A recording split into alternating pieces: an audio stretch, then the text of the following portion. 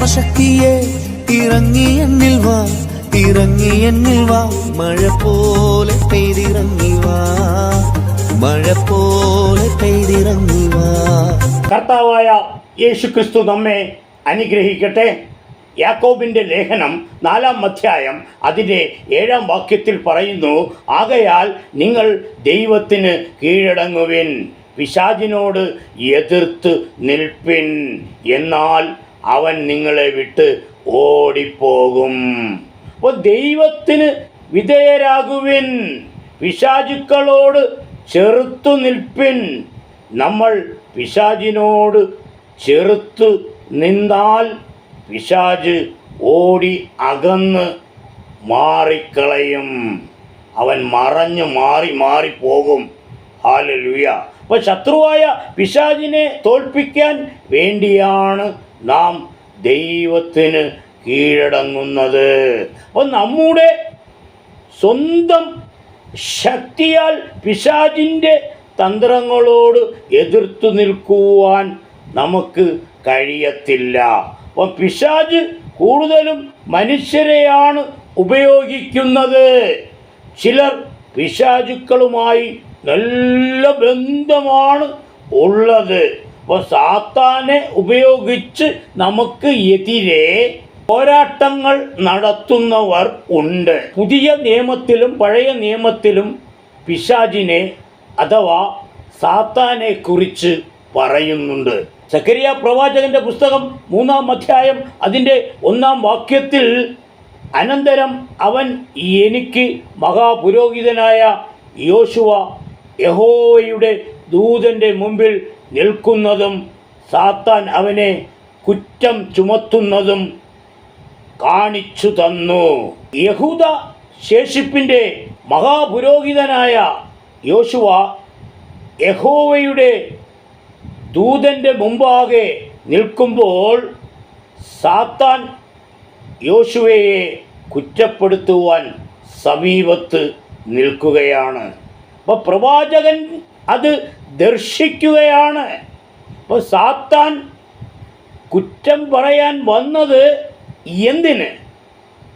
Babel പ്രവാസത്തിൽ നിന്നും മടങ്ങി വന്ന യഹൂദ ജനം വിഗ്രഹ ആരാധികളുടെ നാട്ടിൽ അധിക നാൾ താമസിച്ചപ്പോൾ അവർ അശുദ്ധരായി തീർന്നു.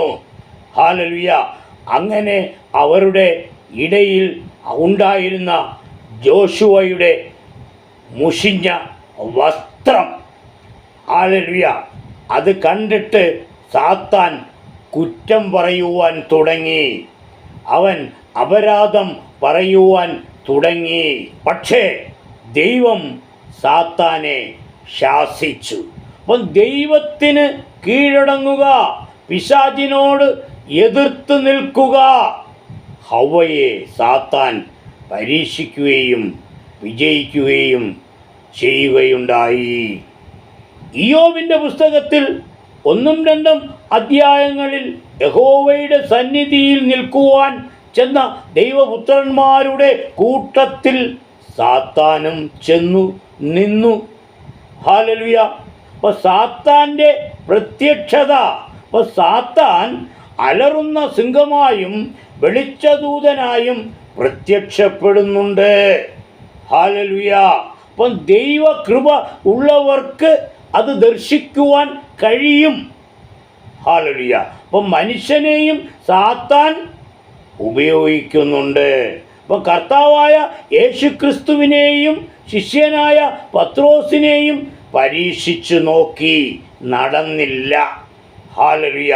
അപ്പോൾ ഇത്രമാത്രം ശക്തിയുള്ളവനാണെങ്കിലും സർവശക്തനല്ലാത്തവനോട് നമ്മൾ എതിർത്ത് നിന്നാൽ സാത്താൻ യേശുവിനെ വിട്ട് ഓടിപ്പോയതുപോലെ വിശ്വാസികളെയും വിട്ട് ഓടിപ്പോകും.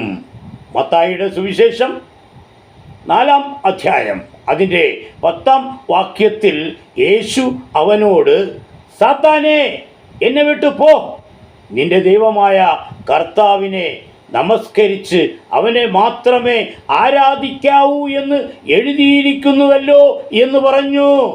കാരണം വിശപ്പോ ദാരിദ്ര്യമോ ഹല്ലേലൂയ മനോഭാരങ്ങളോ അനുഭവിക്കുമ്പോൾ സാത്താൻ്റെ പരീക്ഷകൾ വേഗത്തിൽ ഫലിക്കുമെന്ന് അവന് നന്നായി അറിയാം. 1 പത്രോസ് 5-ാം അധ്യായം അതിൻ്റെ 6, 7, 8 വാക്യങ്ങളിൽ അതുകൊണ്ട് അവൻ തക്ക സമയത്ത് നിങ്ങളെ ഉയർത്തുവാൻ ദൈവത്തിൻ്റെ ബലമുള്ള കൈ കീഴിൽ താണിരിപ്പിൻ. അവൻ നിങ്ങൾക്കായി കരുതുന്നതാകയാൽ നിങ്ങളുടെ സകല ചിന്താകുലവും അവൻ്റെ മേൽ ഇട്ടുകൊള്ളുവിൻ. നിർമ്മതരായിരിപ്പിൻ, ഉണർന്നിരിപ്പിൻ. നിങ്ങളുടെ പ്രതിയോഗിയായ പിശാച് അലറുന്ന സിംഹം എന്ന പോലെ ആരെ വിഴുങ്ങേണ്ടു എന്ന് തിരഞ്ഞു ചുറ്റി നടക്കുന്നു. ഹല്ലേലൂയ. കാട്ടിലെ സിംഹം നേരിട്ടാണ് ഇരയുടെ മേൽ ചാടി വീഴുന്നത്. സാത്താനാകുന്ന സിംഹം രഹസ്യമായ ഉപായത്തിലൂടെ ഇരയെ വലയിൽ വീഴ്ത്തുന്നത് ഹല്ലേലൂയ നമുക്ക് കാണുവാൻ കഴിയും. ഹല്ലേലൂയ. അപ്പോൾ കാട്ടിലെ സിംഹം നമ്മുടെ ദേഹത്തെയാണ് ഇരയാക്കുന്നത്. എന്നാൽ പിശാചാകുന്ന സിംഹം ദേഹത്തെയും നമ്മുടെ ആത്മാവിനെയും നരകത്തിൽ തള്ളാനാണ് അവൻ ശ്രമിക്കുന്നത്. ഇങ്ങനെ ധാരാളം മനുഷ്യ പിശാചുക്കൾ പലരെയും നരകത്തിൽ അയച്ചിട്ടുണ്ട്.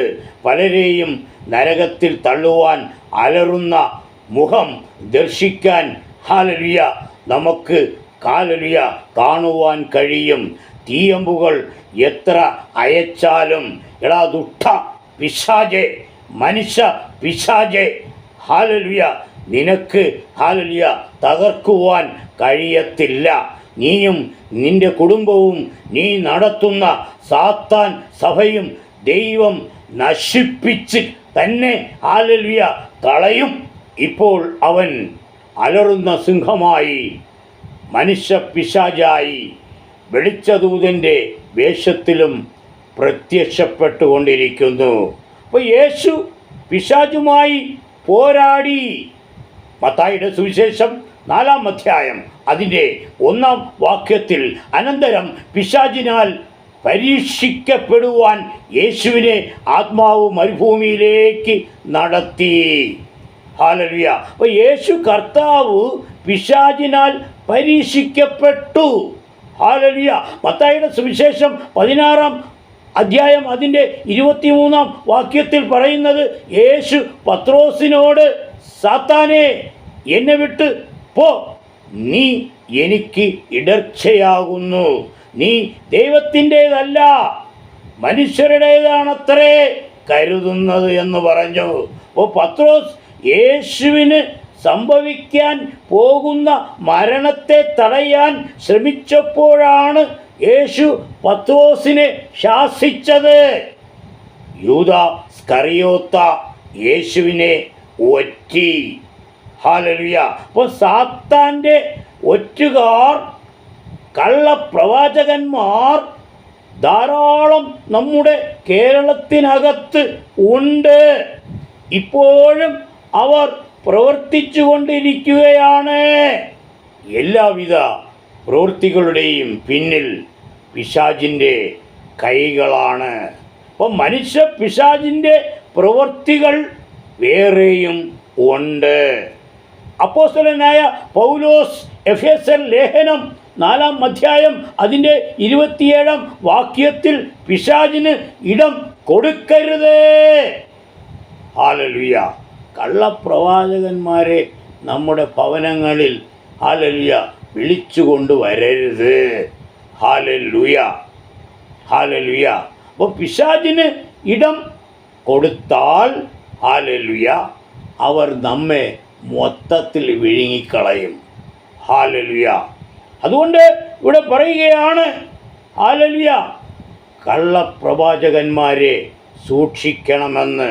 എഫേസ്യർ ലേഖനം 6-ാം അധ്യായം അതിൻ്റെ 10, 11 വാക്യങ്ങൾ ഒടുവിൽ കർത്താവിലും അവൻ്റെ അമിത ബലത്തിലും ശക്തിപ്പെടുവൻ. പിശാചിൻ്റെ തന്ത്രങ്ങളോട് എതിർത്ത് നിൽക്കുവാൻ കഴിയേണ്ടതിന് ദൈവത്തിൻ്റെ സർവായുധ വർഗം ധരിച്ചുകൊള്ളുവേൻ. യേശുവിൻ ഹല്ലേലൂയ കീഴടങ്ങി പിശാചിനോട് എതിർത്ത് ശക്തിപ്പെടുവൻ. സർവശക്തിയുള്ളത് പിശാചിനല്ല, കർത്താവായ യേശു ക്രിസ്തുവിനാണ്. നമ്മൾ ദൈവത്തിന് കീഴടങ്ങിയാൽ ഒരു എതിർപ്രാർത്ഥനയും സാത്താൻ സേവകളും ആഭിചാരങ്ങളും വെളിച്ചപ്പാടുകളും സാത്താൻ്റെ തീയമ്പുകളും നമ്മോട് അടുക്കയില്ല. ഇത്തരം വചനങ്ങളാൽ ദൈവം നമ്മെ അനുഗ്രഹിക്കട്ടെ. ആമേൻ. സ്തോത്രം.